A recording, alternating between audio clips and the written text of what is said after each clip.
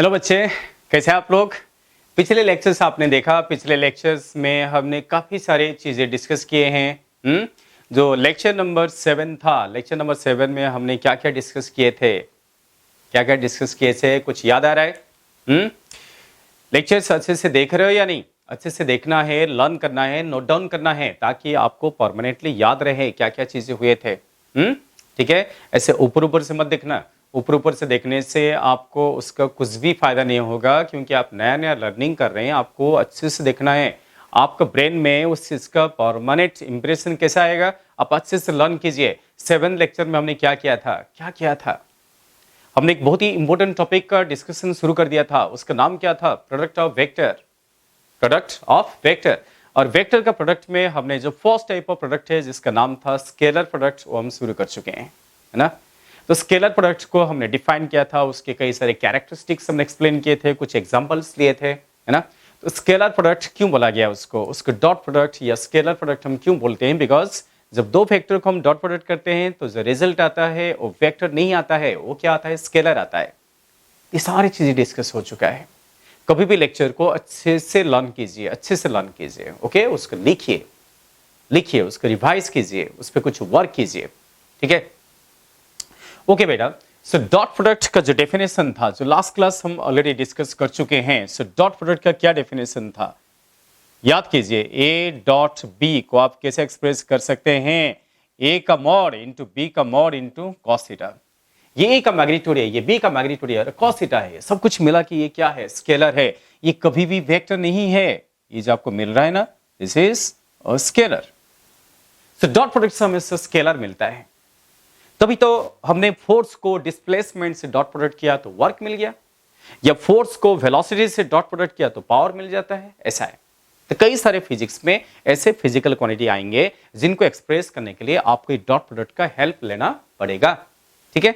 Okay, सो याद कीजिए कि अगर हम वेक्टर को डॉट प्रोडक्ट को इस तरीके से एक्सप्रेस किए थे, तो इसके साथ साथ क्या आपको याद है, क्या आपको याद है कि यहां से ये जो एक्सप्रेशन है, यहां से क्या आप cos थीटा को एक्सप्रेस कर सकते हैं? यस, बिल्कुल एक्सप्रेस कर सकते हैं।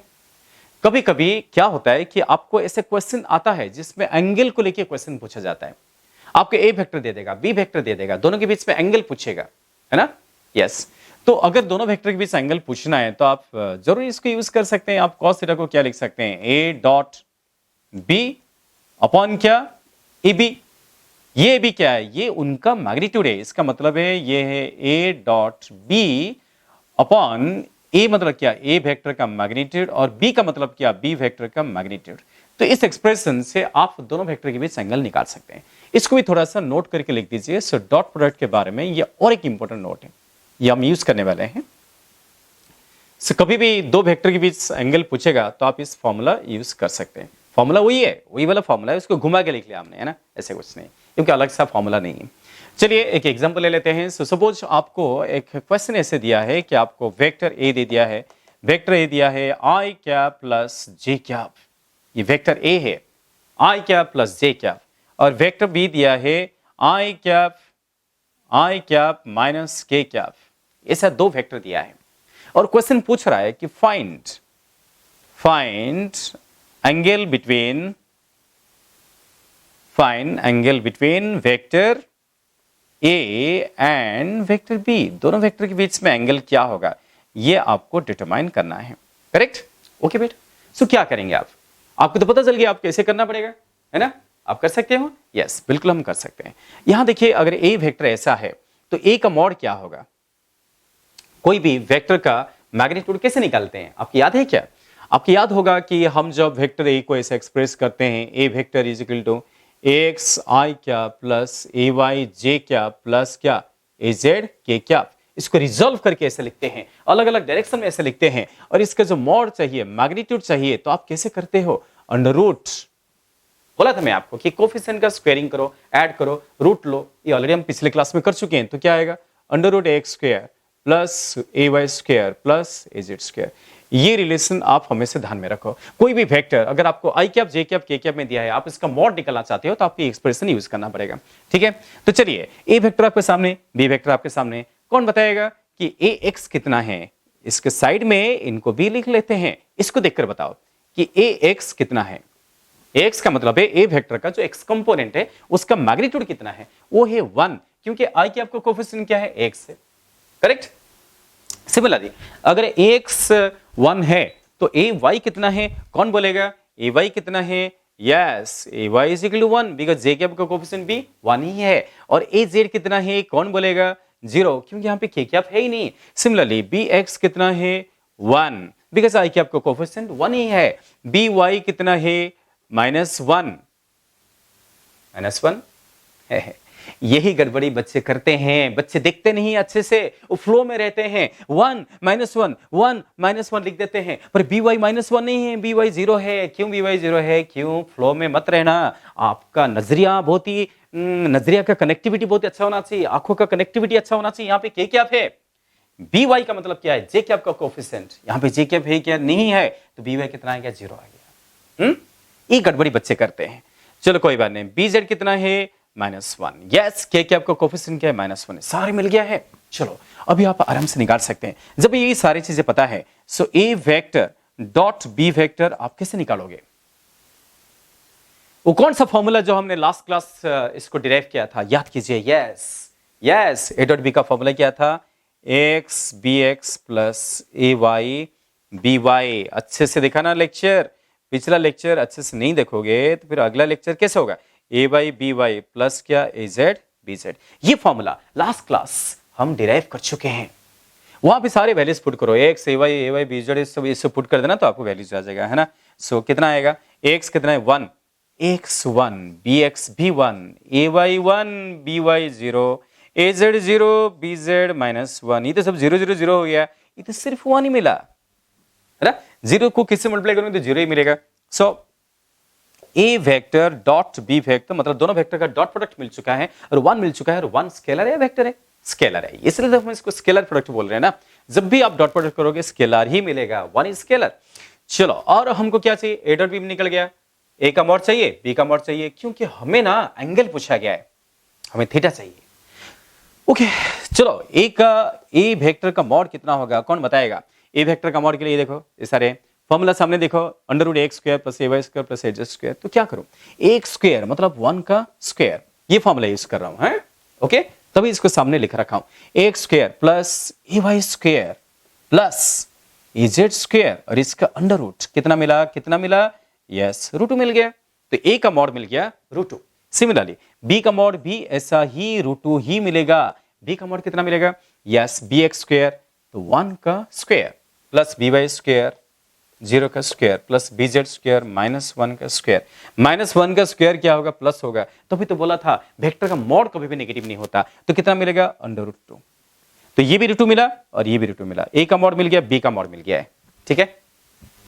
तो सारे वैल्यूज मिल गया ना, और आपको थीटा पूछा था और ये फॉर्मूला यूज कर देंगे। तो अगर आपको थीटा चाहिए, आपको दोनों वेक्टर के बीच एंगल चाहिए, तो अब फाइनली सो देयरफॉर हम क्या लिखेंगे, cos theta is equal to A vector dot B vector by A vector का मॉड इंटू बी वेक्टर का मॉड, जो कि हम सारे निकल चुके हैं, सारे वैल्यूज हमारे सामने हैं। ए डॉट बी कितना मिला बेटा, 1, और ए का मॉड कितना मिला, ए का मॉड मिला √2 इंटू √2 कितना होता है, 2 होता है। सो ये तो 1/2 हो गया। cos थीटा कितना हो गया, 1/2 हो गया। तो cos का कौन से वैल्यू 1/2 है, yes 60 degree. So this implies that theta is equal to कितना, 60 डिग्री, है ना। हाँ, इसको आप और एक फॉर्म में भी एक्सप्रेस कर सकते हैं, थीटा इज इक्वल 60 डिग्री लिख सकते हो, या तो आप ऐसे भी लिख सकते हो, जो मैंने ना आखिर में एक बच्चा पूछा था इनवर्स ट्रिगोनोमेट्रिक फंक्शन, अब वैसे भी लिख सकते हो। कैसे लिख सकते हो, कैसे याद है आपको, cos theta is equal to half, theta को आप क्या लिख सकते हो, cos इनवर्स 1/2, ये भी चलेगा। अब ऑप्शन आपको कैसे दिया है वो आपको देखना है। सो इसको बोलते हैं इनवर्स ट्रिगोनोमेट्रिक फंक्शन। आपको याद है क्या, मैंने पिछले क्लास में आपको थोड़ा सा आइडिया दिया था, एक बच्चा मुझे डाउट पूछा था, तो आप ऐसा भी लिख सकते हैं, हाँ ये भी करेक्ट है, cos इनवर्स 1/2 लिख सकते हैं और 60 डिग्री भी लिख सकते हैं, एक ही बात है। चलिए सो इस तरीके से हम दोनों वेक्टर के बीच में एंगल फाइंड आउट कर सकते हैं। This is how we can determine angle between two vectors. आगे के लिए ध्यान में रखो, अगर आपको I cap J cap form में वेक्टर दिए हैं, आपको एंगल का रिक्वायरमेंट है, तो आप क्या कीजिए, आपको ए डॉट भी निकालना है ना, उनको डॉट प्रोडक्ट कर दीजिए, उनका इंडिविजुअल मॉड निकालिए, मॉड निकालते टाइम ये फॉर्मूला यूज कीजिए, डॉट प्रोडक्ट निकालते टाइम ये फॉर्मूला यूज कीजिए, जो हम पिछले क्लास में निकाल चुके हैं, और आपका आंसर आ जाएगा। ओके, चलिए इसको आप अच्छे से नोट डाउन कर लीजिए। अभी इस आइडिया को लेके हम और एक छोटा सा क्वेश्चन सॉल्व करेंगे, है ना। इसको ना हम ये जो एग्जांपल लेकर आओ, यस, इसको एग्जांपल फॉर्म ले लेते हैं। हम और एक एग्जांपल ले सकते हैं इस टाइप का। कैसा एग्जांपल मैं लेना चाहता हूं, थोड़ा सा आप देखो। इसलिए हमें जस्ट पिछले क्लास को जाना पड़ेगा। मैंने पिछले क्लास के आखिरी में क्या किया था, आपको याद होगा, हमने एक पैराग्राम बनाया था और पैराग्राम को रंबस प्रूफ किया था ना, पैराग्राम को रंबस प्रूफ किया था। सो पैराग्राम का बात करें तो आपको मालूम है कि पैराग्राम में एक डायगोनल वेक्टर एडिशन को रिप्रेजेंट करेगा और एक डायगोनल वेक्टर सबट्रैक्शन को रिप्रेजेंट करेगा। उसको हमेशा ध्यान में रखिए। सो अगर आपको पैराग्राम का दोनों डायगोनल के बीच एंगल पूछा तो आप क्या करेंगे? सो नेक्स्ट एग्जांपल में आपको वैसा ही कुछ पूछा गया है। इसको मैं मिटा लेता हूं, इरेज कर लेता हूं, आप उसको नोट डाउन कर लेना। अगला एग्जांपल जो है उसमें क्या दिया है, उसमें ऐसा दिया है, सिचुएशन कैसा है देखिए, कि आपको बस एक पैराग्राम दे दिया गया है। ये देखिए, ये हो गया parallelogram. So let this be vector A, इसको वेक्टर बी ले लेते हैं एज यूजुअली, ठीक है ना। ये वेक्टर बी है, ये ए है, तो ये भी क्या होगा, वेक्टर ए होगा, ये वेक्टर बी होगा। बहुत बार इसको देख लिया, ठीक है ना। तो यहां पे आपको दो डायगोनल मिलेगा। दो डायगोनल कैसे मिलेगा आपको? यस, एक डायगोनल ये है, कई बार हम कर चुके हैं, और ये और एक डायगोनल है ना। हम एक काम करते हैं, इस डायगोनल को D1 वेक्टर ले लेते हैं और पिछले बार की तरफ इसको भी D2 वेक्टर ले लेते हैं। दोनों डायगोनल आपके सामने रिप्रेजेंट हो चुके हैं। तो सवाल ये है कि we have to find angle between two diagonals. देखो, ये एक डायगोनल का डायरेक्शन है, ये और एक डायगोनल का डायरेक्शन है। हमें ना ये एंगल चाहिए। हम इस एंगल को फाई मान लेते हैं। इस सिंबल का नाम क्या है? फाई। ओके, फाई है। जबकि ए वेक्टर और बी वेक्टर के बीच एंगल है ना, वो क्या है? थीटा है। दोनों वेक्टर के बीच एंगल थीटा है। So theta is angle between A vector and B vector. Phi is angle between both diagonals. Confuse मत होना, ठीक है। सो ये जो एंगल मैंने एक्सप्रेस किया, हमें क्या पूछा गया है मालूम? हमें ये जो फाई एंगल है ना, ये निकालना है। हम कैसे निकाल सकते हैं? करेक्ट। तो क्वेश्चन क्या है? फाइंड ये क्वेश्चन है, angle, find angle between diagonals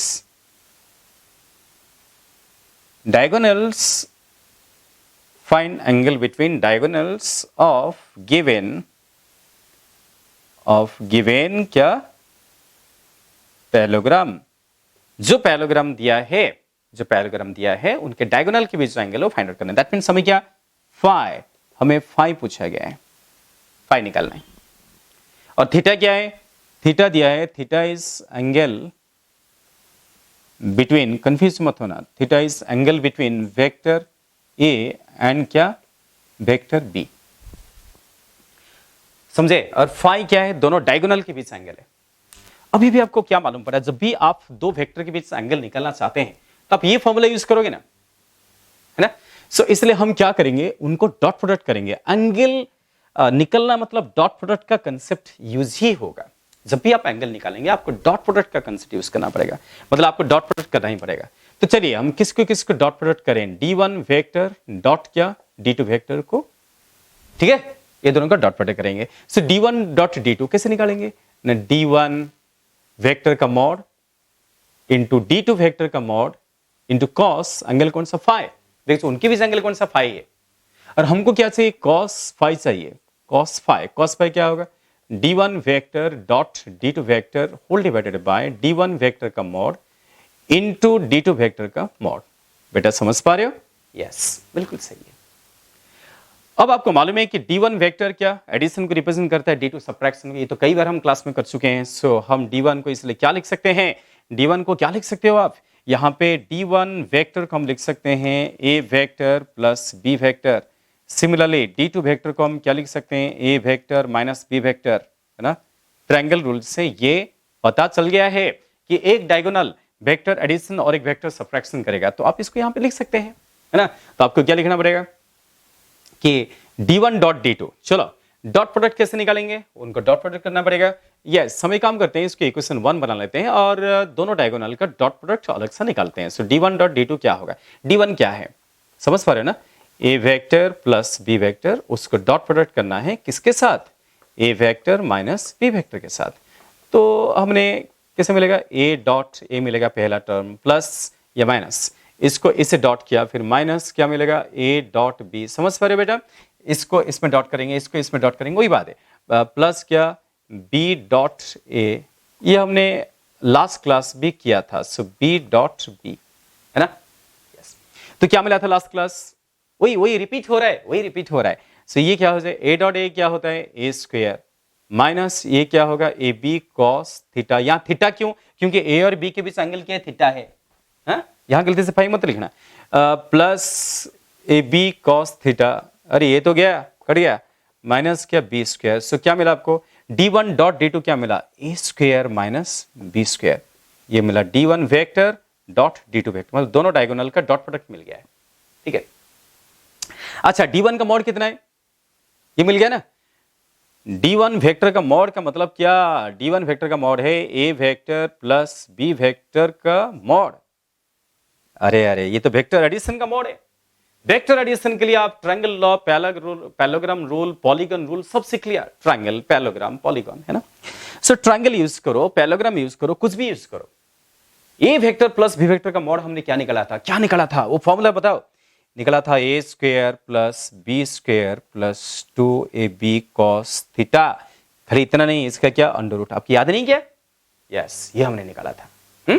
similarly d2 vector का मॉड, इसका मतलब क्या, a माइनस बी वेक्टर का मॉड, मतलब a vector minus b vector का मॉड, a प्लस बी का मॉड ये है, a माइनस बी का मॉड क्या है, ये भी पिछली क्लास में हो चुका है, मैंने इसको बोला था वेक्टर सब्ट्रैक्शन, मैंने बोला था वेक्टर सब्ट्रैक्शन का अलग से कोई रूल नहीं है, वेक्टर एडिशन का रूल को ही यूज करके सब्ट्रैक्शन होता है, याद है आपको, यस पिछले क्लास को चले जाइए, पिछले क्लास में पिछले लेक्चर में इसका मॉड हम निकाल चुके हैं, क्या निकाला था, कौन बोलेगा, a square plus b square, बस प्लस की जगह माइनस आएगा, माइनस 2ab कॉस थीटा, इसका क्या अंडर रूट, ओके। आगे के लिए भी ध्यान में रखना, a प्लस बी का मॉड ये, a माइनस बी का मॉड ये, तो सारी चीजें आ गया है, अब ये सारी चीज को लेके इक्वेशन 1 में पुट कर देंगे और आपका आंसर मिल जाएगा। यस, आखिरी में हमें अभी इसका आंसर मिल चुका है, हमें इसका आंसर क्या मिला, आंसर ये मिल गया है, आंसर ये मिल गया है। सो देयरफॉर क्या लिखना चाहूंगा,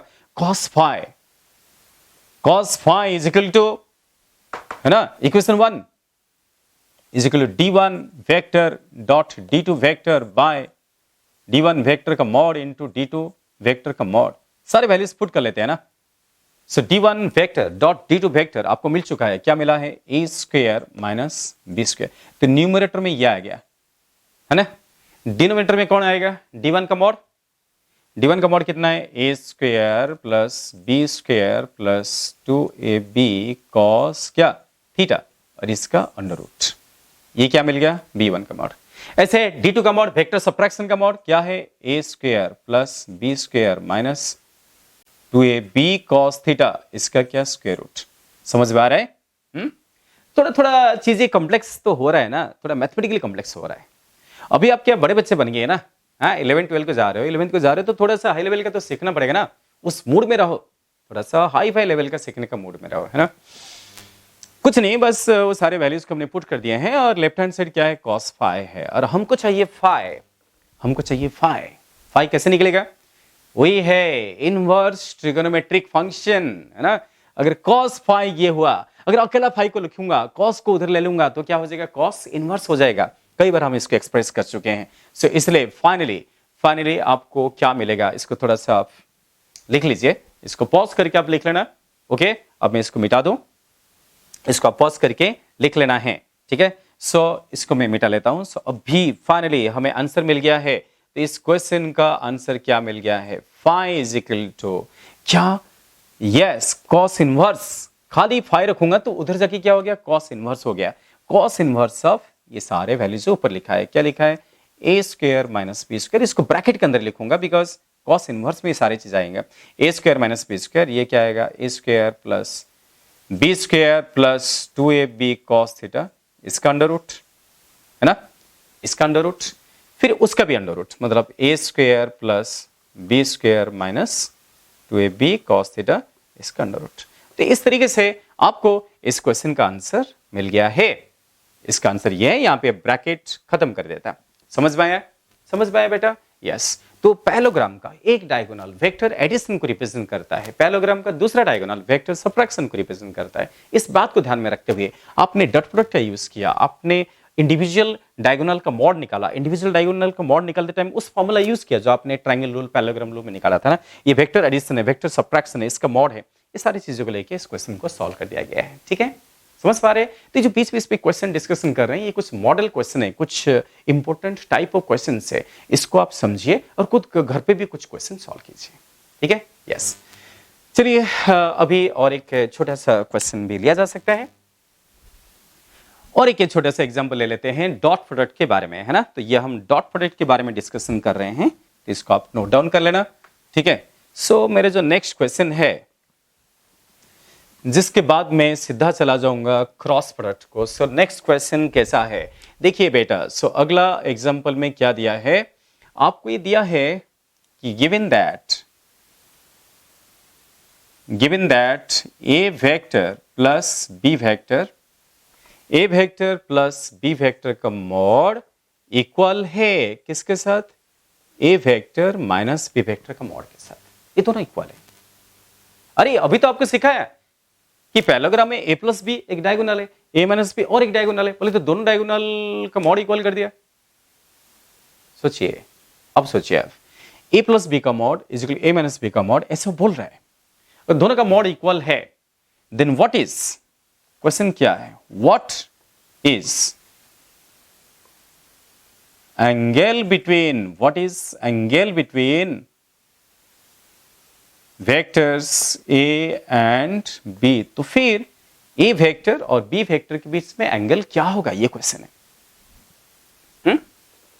इसको आप ट्राई कीजिए। ओके, ये आपको मैंने होमवर्क फॉर्म में दे देता हूं। ठीक है, इसको क्वेश्चन फॉर्म में दे दिया, इसको एज ए होमवर्क दे दिया है। इस होमवर्क को एक छोटा सा होमवर्क है, छोटे छोटे बच्चे हो तो आपको इस तरीके से एक होमवर्क दे दिया, आप करके बता दीजिए। ओके, तो मुझे इसको सॉल्व करके इसको फोटो खींच के मुझे व्हाट्सएप कर देना। ओके, जो हम नंबर आपको दे रहे हैं। ठीक है, चलिए इसको आप कर लेना। अभी देखिए डॉट प्रोडक्ट के बारे में काफी कुछ डिस्कशन हो गया है। धीरे धीरे हम एक इंपॉर्टेंट प्रोडक्ट को चले जा रहे हैं। उस प्रोडक्ट का नाम क्या है, क्रॉस प्रोडक्ट, है ना। क्रॉस प्रोडक्ट बहुत इंपॉर्टेंट प्रोडक्ट है, इसको अच्छे से नोट डाउन कर लीजिए। ओके बच्चे, तो डॉट प्रोडक्ट के बारे में हमने सारी चीजें डिस्कस कर लिए। डॉट प्रोडक्ट क्या है, उसके पूरा थ्योरीज हमने डिस्कस किया, कुछ क्वेश्चन भी डिस्कशन हो गया है। चलिए एक इंपॉर्टेंट टॉपिक होने की वजह से इसको हम अच्छे से समराइज कर लेते हैं। तो क्या क्या चीजें हमने लर्न किया, ये चीजें हम लर्न कर चुके हैं। हम देख लीजिए, सबसे पहले ये है डेफिनेशन, इसको तो बिल्कुल इग्नोर मत करना। इस डेफिनेशन से हमें मालूम पड़ गया कि डॉट प्रोडक्ट होने के बाद हमें क्या मिलता है, स्केलर या वेक्टर। यस, डेफिनेटली हमें स्केलर मिलता है ना। तो नेक्स्ट लाइन में मैंने क्या लिखा हूं, देखिए मैंने यहाँ पे एंगल कैसे डिटरमाइन करते हैं। So how to determine angle theta between two vectors, है ना। तो आपको एंगल डिटरमाइन करने के लिए क्या करना पड़ेगा, डॉट प्रोडक्ट करना पड़ेगा, इंडिविजुअल वेक्टर का मैग्नीट्यूड फाइंड आउट करना पड़ेगा, जैसे कि हमने क्वेश्चन में डिस्कशन कर चुके हैं, है ना। Yes, so theta is cos inverse, इसको क्या मैं बोला था, इनवर्स ट्रिगोनोमेट्रिक फंक्शन। ये क्या है, ट्रिगोनोमेट्रिक फंक्शन, ये क्या है, इनवर्स ट्रिगोनोमेट्रिक फंक्शन। ओके, ये हमने किया था। उसके बाद जब हम वेक्टर को कंपोनेंट फॉर्म एक्सप्रेस करते हैं, जैसे कि x component, y component, z component, तो उस समय आप डॉट प्रोडक्ट का एक्सप्रेशन ये यूज कीजिए। ठीक है ना, बस आपको कोफिशिएंट को मल्टीप्लाई करना है, ax into B X, A Y into B Y plus A Z into B Z, जैसे कि नीचे लिखा हुआ है। ओके, और जब आप इंडिविजुअल वेक्टर का मॉड निकालते हैं तो ये एक्सप्रेशन यूज कीजिए, under root A X square plus A Y square plus A Z square, similarly B vector. ठीक है, यस। उसके बाद फिर आपको मालूम पड़ा कि अगर एक वेक्टर को उसी के साथ डॉट प्रोडक्ट करते हैं तो आपको क्या मिलता है, A square, A dot A is A square, B dot B is B square, correct. Yes, and if two vectors are perpendicular to each other, then their dot product will be 0 because cos 90 0 होता है, ठीक है। So next ये expression भी आप ध्यान में रखिए, i dot J, J dot के डॉट आई, यहाँ से क्या होगा 0 होगा बिकॉज उनके बीच एंगल 90 डिग्री है ना। But i dot I, J dot J, के डॉट के कितना आएगा 1 आएगा। ओके, तो ये सारे एक्सप्रेशंस आप ध्यान में रखिए। ओके, ठीक है। अब देखिए ये सब हम समराइज करने के बाद अभी ना एक स्टूडेंट मुझे कमेंट किया था, मुझे पूछा था कि कमेंट में उसने बताया था कि सर जो है हमें स्कूल में 90 डिग्री तक पता था, जो ट्रिगोनोमेट्रिक फंक्शन होते हैं ना, साइन कॉस टैन, ये 90 डिग्री तक पता था सर, अब थोड़ा सा आगे का भी एंगल्स बता दीजिए, है ना।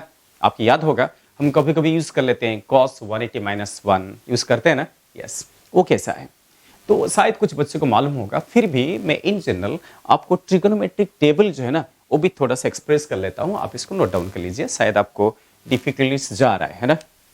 वैसे भी आपने एक लॉग बुक खरीद लेना, लॉग बुक में क्या होगा आपको सारे फॉर्मूले, trigonometric table, log, anti log, सारी चीजें आपके दिए होंगे, ठीक है।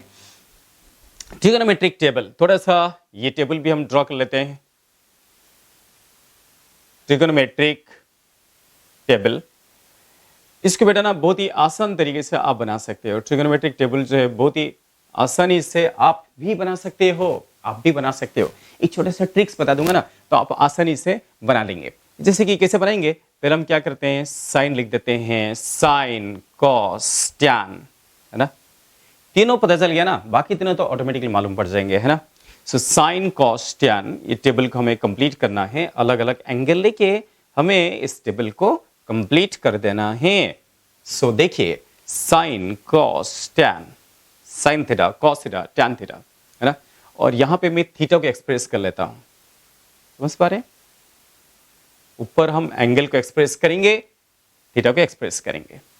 जैसे कि शुरुआत हम 0 से करते हैं, साइन 0 डिग्री, 0 डिग्री क्या होगा साइन 0, फिर कौन सा एंगल 30 डिग्री, जैसे आप स्कूल में सीख रहे थे ना वो मैं लिख रहा हूं। वैसे तो कोई भी एंगल हो सकता है ना, करीब 0 30 होगा, क्या 10 नहीं हो सकता, 20 नहीं हो सकता, 15 नहीं हो सकता है। उसके लिए आप वो टेबल रेफर कीजिए, जो लॉग बुक लेंगे ना उसमें सारे एंगल के वैल्यूज दिए रहेंगे। यस, 0 30 45, ये तो आपने स्कूल में किया होगा। 45 के बाद आपने स्कूल में कौन सा एंगल लिखा था, यस सही सोच रहे हो, 60 डिग्री। 60 के बाद कौन सा एंगल लिखा था, 90 डिग्री, यस सही सोच रहे हैं। बस इसके आगे का क्या, इसके आगे के लिए ही कुछ बच्चे मुझे पूछ रहे थे कि सर आगे का भी बता दीजिए। ओके, देखिए मैं बीच बीच में कुछ पर्टिकुलर वैल्यूज आपको बता रहा हूँ, सारे एंगल निकाला जा सकता है। 47 डिग्री, साइन 47 डिग्री क्या होगा आप पूछोगे, है ना, तो इसलिए वो टेबल आपको फॉलो करने पड़ेंगे, जो मैथमेटिकल टेबल है ना उसको फॉलो करना है। क्लास खोलने के बाद मैं आपको सिखा भी दूंगा, आप लॉग बुक लाना, मैं आपको बता दूंगा कि कैसे टेबल फॉलो करते हैं, लॉग टेबल कैसे फॉलो करते हैं, एंटी लॉग कैसे फॉलो करते हैं, बहुत कुछ है उसमें लॉग बुक में, वो आपको हम सिखा भी देंगे कैसे यूज करना है। चलिए कुछ स्पेसिफिक एंगल्स को हम डिटरमाइन कर लेते हैं। सो 0 30 45 60 90, 90 के बाद ना मैं डायरेक्ट चला गया 120 डिग्री, 120 के बाद चला गया 135 डिग्री, 135 के बाद चला गया 150 डिग्री, और 150 के बाद चला गया 180 डिग्री, सीधा 180 को चला गया, है ना। चलिए हम यहीं तक ही लिखेंगे, यहीं तक ही लिखेंगे। एंगल के बारे में पता है ना आपको, कोई बात नहीं। सो देखिए ये टेबल बनाने का एक छोटा सा ट्रिक है, छोटा सा ट्रिक है बेटा, पता है ट्रिक क्या है, आप ना सबसे पहले ऐसे लिख लीजिए 0 1 2 3, है ना, 0 1 2 3 4 ऐसे लिखना। मैं आपको ट्रिक्स बता रहा हूं ना, 0 1 2 3 4 लिखे, इसको ना क्या करें, सबको 4 में डिवाइड कर लेते हैं, 0 1 2 3 4 लिखते हैं और सबको 4 में डिवाइड कर लेते हैं और सबका रूट ले लेते हैं। ओके, इसका भी रूट, इसका भी रूट, इसका भी रूट, इसका भी रूट और इसका भी रूट। ये जो वैल्यूज आएंगे ना ये साइन के वैल्यूज आ जाएंगे। अब देखो साइन क्या आ जाएगा, तो साइन के वैल्यूज के लिए आपने क्या किया, कैसे लिखा, 0 1 2 3 4, है ना, पहला लाइन। दूसरा क्या है, सबको 4 में डिवाइड कर दीजिए। तीसरा क्या है, सबका रूट ले लीजिए, है ना, वैसे ही किया। तो क्या क्या वैल्यूज मिलेगा, ये देखो, पहला वैल्यू क्या मिलेगा, पहला वैल्यू क्या मिलेगा, यस, 0 को किसी के साथ भी डिवाइड कर देंगे ना, सो क्या मिलता है, 0। 0 डिवाइडेड बाय कुछ भी 0 हो जाएगा, है ना, यस। सो देखिए ये जो वैल्यू से आ गया है, ये कितना आया, 0। ये कितना आया, 4 का रूट क्या 1/2 होता है, 1/2 आ गया। ये कितना आ गया, 2 को 4 में डिवाइड कर दिया, 2 आ गया, सो 1/√2 आ गया। 3/4 का रूट क्या आ गया, √3 बाई क्या 2 आ गया। और ये कितना आ गया, 1 आ गया। देखो, तो ये सारे वैल्यूज आ जाएंगे। तो sine 0 0, sine 30 degree half, sine 45 degree 1/√2, sine 60 degree √3/2, sine 90 degree कितना 1 है। यही तो आपने स्कूल में सीखा था। तो ट्रिक्स क्या है, ट्रिक्स क्या है पता चला, यस, 0 1 2 3 4 लिखना, सबको 4 में डिवाइड करना, सबका रूट ले लेना। ये सारे वैल्यूज किसके आगे हैं, साइन के आगे हैं। यस, देखिए, सोचिए कि जैसे ये सारे वैल्यूज आए ना, एक चीज आप देखिए, जो 90 डिग्री का जो कलम बनाए हूं मैं, 90 डिग्री, सो 90 डिग्री वाला कलम जो है उसके लेफ्ट साइड कितने कलम है, देखो 1 2 3 4, 4 कलम है। सिमिलरली 90 के राइट को कितने कलम है, 1 2 3 4, है ना। 90 के लेफ्ट को 1 2 3 4, 90 के राइट को 1 2 3 4, ऐसे कलम है ना। तो ये सारे वैल्यूज को ऐसे एक्सप्रेस कीजिए। इसको मिरर प्लेन समझकर इसको आप इसका इमेज क्रिएट कीजिए। दैट मीन्स मैं ये बोलना चाहता हूं, ये जैसे लिखा हुआ है ये वैसे लिखा रहेगा, है ना। इसका मतलब ये है कि अगर मैं 1 को वैसे ही रखूं, ये बीच में, ये कलम बीच में, तो ये इधर आ जाएगा, ये इधर आ जाएगा, ये इधर आ जाएगा, ये इधर आ जाएगा, है ना। जो लेफ्ट को है वो राइट को आएगा, है ना। ये बीच वाला कलम का जो लेफ्ट को है वो राइट को आएगा, जो लेफ्ट को है वो राइट को आएगा, जो लेफ्ट को है वो राइट को आएगा, जो लेफ्ट को है वो राइट को आएगा। दैट मीन्स हमें क्या लिखना पड़ेगा, ये 1 बीच में है तो 1 के लेफ्ट को क्या है, √3/2, 1 के राइट को भी क्या आएगा, √3/2 आएगा। 1 के लेफ्ट को क्या है, 1/√2, राइट को भी क्या आएगा, 1/√2, है ना। लेफ्ट को क्या है 1/2, राइट को भी आएगा 1/2, लेफ्ट को क्या है 0, राइट को भी आएगा 0। सोचा, देखा कैसे बन गया, साइन के कैसे बन गया, देखा। 1 को ऐसे रखना, जो लेफ्ट को है वो राइट को है, जो लेफ्ट को है वो राइट को है, जो लेफ्ट को है वो राइट को है, जो लेफ्ट को राइट को, बन गया, ठीक है, यस। अब आपको लिखना है किसका, कॉस का लिखना है, किसका, कॉस का। कॉस का किसे लिखना है, हम सबसे पहले इसका काम तो खत्म करते हैं, 0 से लेकर 90 तक काम खत्म करते हो। हाँ, वो कैसे, साइन का जो 90 है, कॉस का वो क्या होगा, 0 होगा। दैट मीन्स आपको राइट लेफ्ट करना पड़ेगा, जो राइट को है उसको लेफ्ट को लाना, जो लेफ्ट को है उसको राइट को लेना, है ना।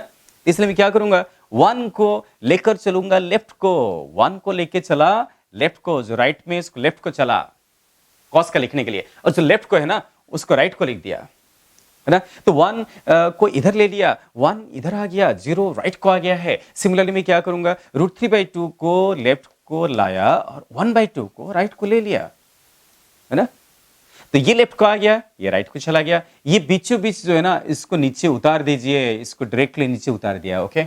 ऐसे करने से आपको कॉस के वैल्यूज आ गए हैं, है ना, यस। तो आपने क्या किया, 0 को ले चलो राइट, 1 को ले चलो लेफ्ट, √3/2 जो है उसको ले चलते हैं लेफ्ट, और 1/2 को ले चलते हैं राइट, और इसको नीचे उतार देते हैं। ये बन गया है कॉस के वैल्यूज, है ना।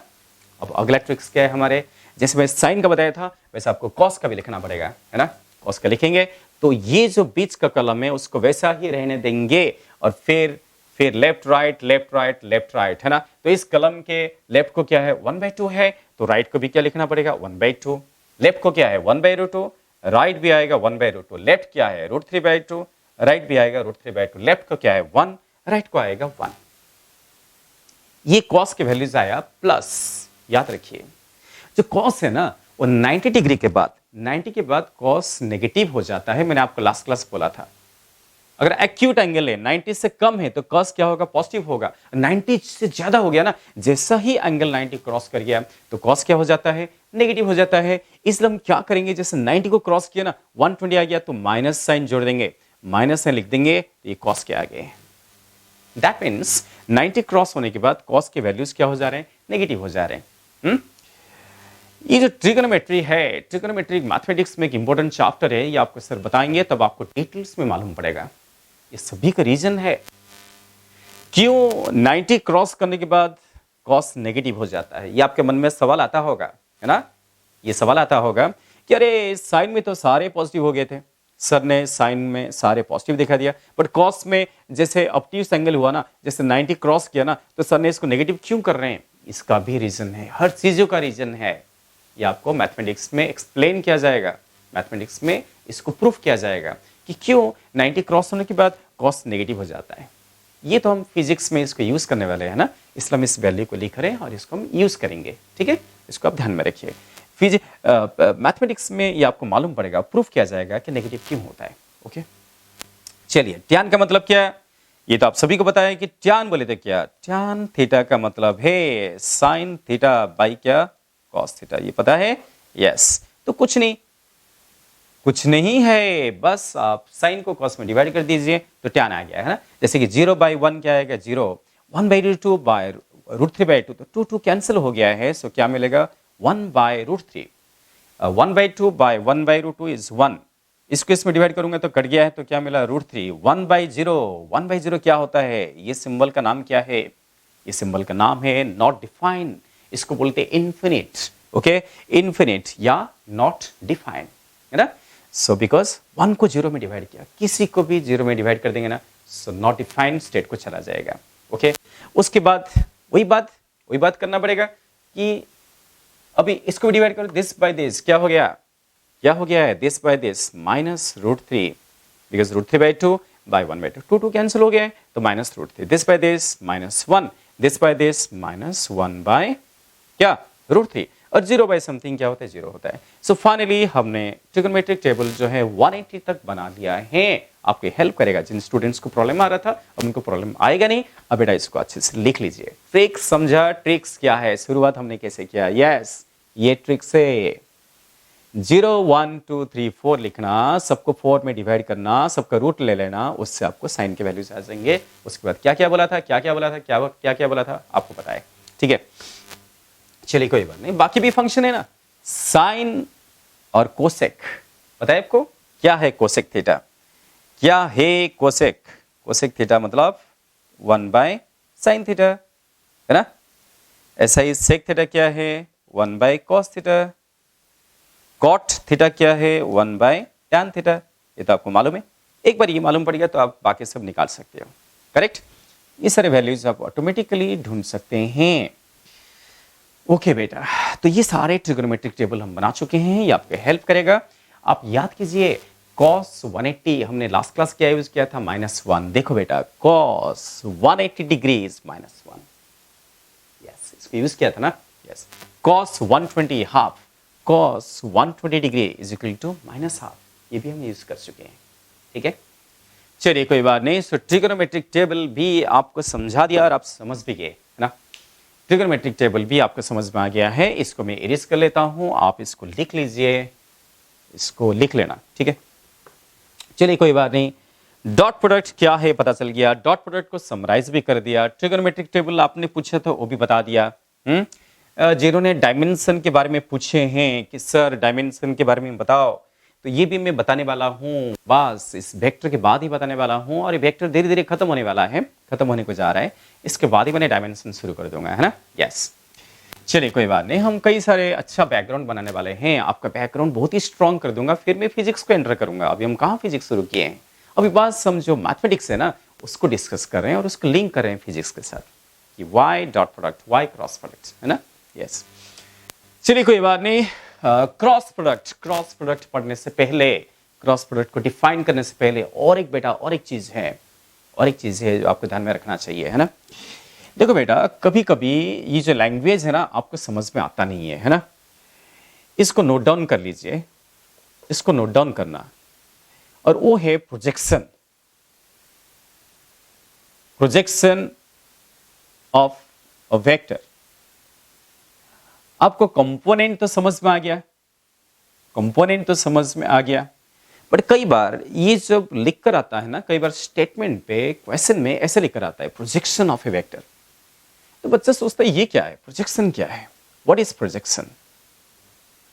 प्रोजेक्शन कुछ नहीं है। हमने लास्ट क्लास क्या बोला था, कंपोनेंट्स के बारे में बात किया था कि ए वेक्टर है, उसका एक्स एक्सिस के अलग कंपोनेंट, वाई एक्सिस के अलग कंपोनेंट, याद है आपको? यस। जो कंपोनेंट्स है ना, वही है प्रोजेक्शन, वही है प्रोजेक्शन। प्रोजेक्शन एक जनरल वर्ड है, एक जनरलाइज्ड वर्ड है। प्रोजेक्शन एक जनरलाइज्ड वर्ड है।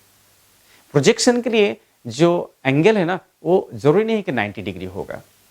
जब हम कंपोनेंट निकालते हैं, कंपोनेंट के लिए जरूरी नहीं है कि एंगल 90 होगा, जबकि पिछले क्लासेस में हम एंगल 90 लेके ही कंपोनेंट्स निकाले हैं। तभी तो उसको मैंने क्या बोला था, ऑर्थोगोनल कंपोनेंट्स, रेक्टेंगुलर कंपोनेंट्स बोला था ना। यस, आप याद कीजिए, याद कीजिए जब हमने वेक्टर रिजोल्यूशन स्टडी किया था 2 डायमेंशन में, ये एक्स एक्सिस है, ये वाई एक्सिस है, ये क्या है, वेक्टर ए। याद कीजिए ये एंगल थीटा है। तो व्हाट इज रिजोल्यूशन? मैंने आपको बताया था कि आप इसके टिप से जब वो कंपोनेंट निकालना है, कंपोनेंट निकालना है तो आप क्या करेंगे, आपको इसके टिप से एक परपेंडिकुलर ड्रॉप करना पड़ेगा, और परपेंडिकुलर जहां पे इंटरसेक्ट करेगा, ओरिजिन से लेके वहां तक का जो दूरी आएगा, ये इसको हमने क्या लिखा था, ए एक्स, इसको ए एक्स लिखा था। हमने बोला था ये ना एक्स कंपोनेंट है, ऐसे बोला था। सिमिलरली वाई एक्सिस के ऊपर परपेंडिकुलर ड्रॉप कर दिए हैं, तो इसको हमने क्या बोला था, ये जो साइड है इसको हमने बोला था ए वाई। ए वाई मतलब उस वेक्टर का वाई एक्सिस में कंपोनेंट। और विथ डायरेक्शन लिखना है तो आप लिख सकते हैं, आप इसको क्या लिख रहे थे, एक्स आई कैप, या एक्स वेक्टर, इसको लिख रहे थे ए वाई जे कैप या ए वाई वेक्टर, बिकॉज इसकी डायरेक्शन जे कैप है, इसकी डायरेक्शन आई कैप है। इसको हम ऑलरेडी स्टडी कर चुके हैं। यही है प्रोजेक्शन, यही है प्रोजेक्शन। कंपोनेंट और प्रोजेक्शन को लेके कंफ्यूज मत होना, ठीक है?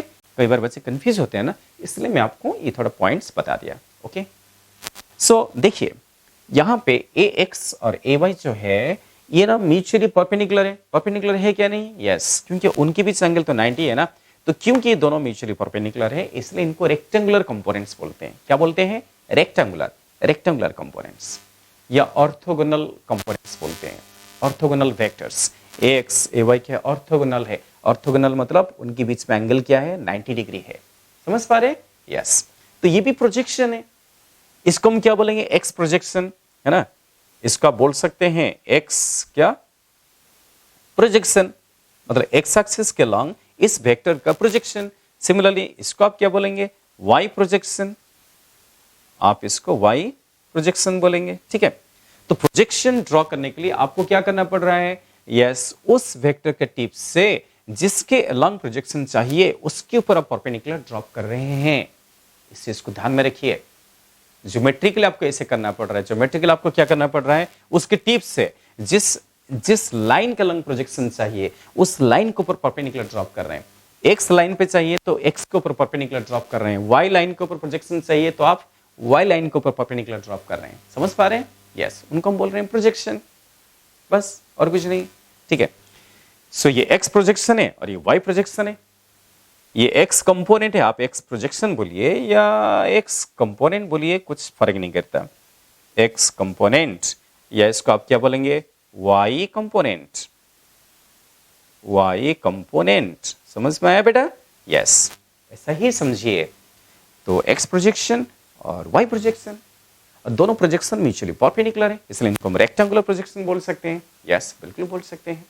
अच्छा, आपको याद है क्या कि एंगल का जो एडजेसेंट साइड है उसको हमने क्या लिखा था, कॉस थीटा। यस, एंगल का एडजेसेंट कंपोनेंट को कॉस पे एक्सप्रेस करना।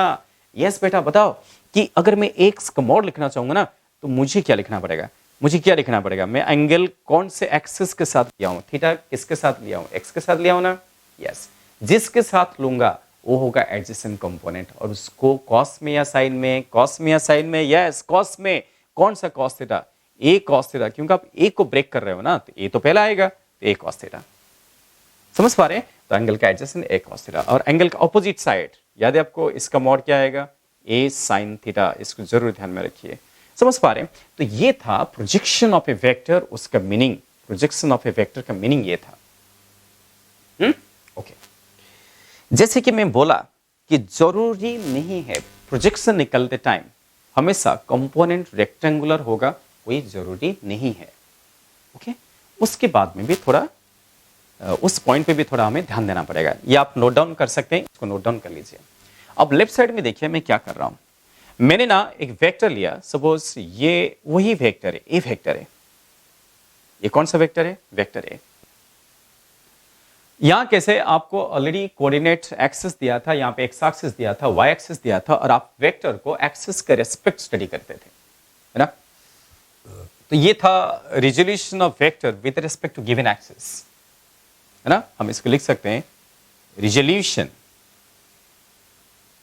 ये तो पढ़ चुके हो, रिजोल्यूशन ऑफ वेक्टर, है ना, with respect to given, with respect to given क्या? एक्सेस।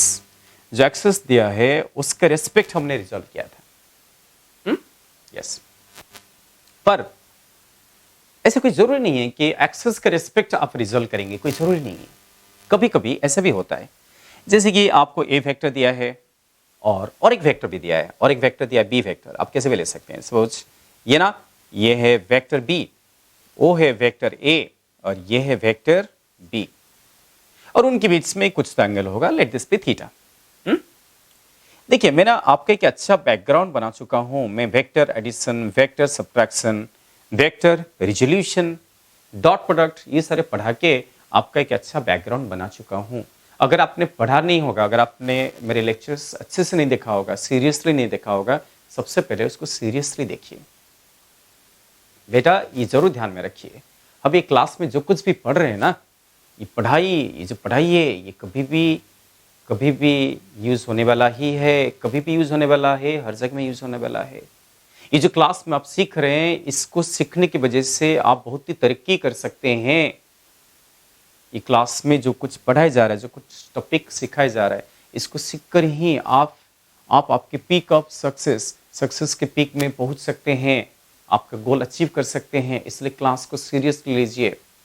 ये कोई एंटरटेन करने वाला वीडियो नहीं है, ये सीखने वाला वीडियो है। इसको काफ़ी सीरियसली, काफ़ी प्लान आउट करके बनाया गया है, जो बच्चों को हेल्प करें। मैं चाहता हूं कि ये वीडियो देखकर आपकी जो सोच है, आपकी जो आइडियोलॉजी है, आपको जो लॉजिक है वो डेवलप्ड हो।